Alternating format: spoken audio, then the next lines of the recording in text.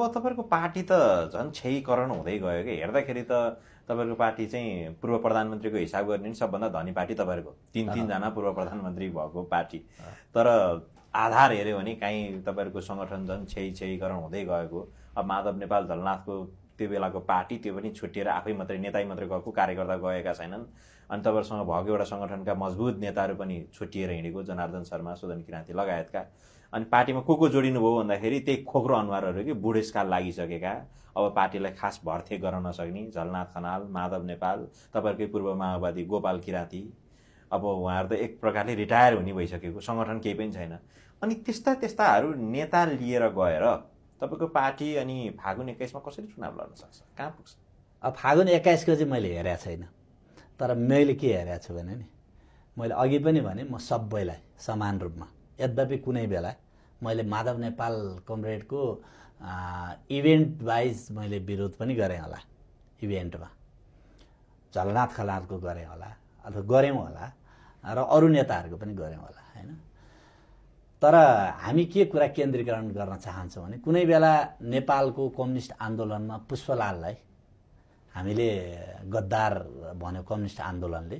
र त्यो कम्युनिस्ट आन्दोलनले पछाडि फेरि पुष्पलाल वास्तवमा एउटा डाइनामिक लिडर थिए भन्ने कुरा पुष्टि गर्यो हामी यी सबै नेताहरूलाई फेरि पनि आह्वान गर्न चाहन्छु म हाम्रो आदरणीय मोहन वैद्य किरण हाम्रो पार्टीको एउटा असाध्यै एक साइडबाट के म समग्र साइडबाट भन्दिनँ एक साइडबाट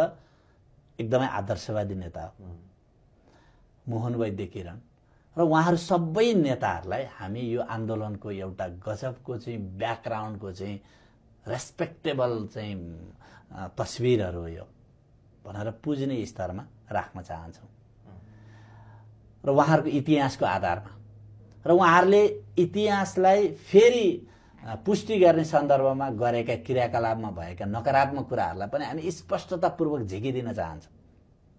हामी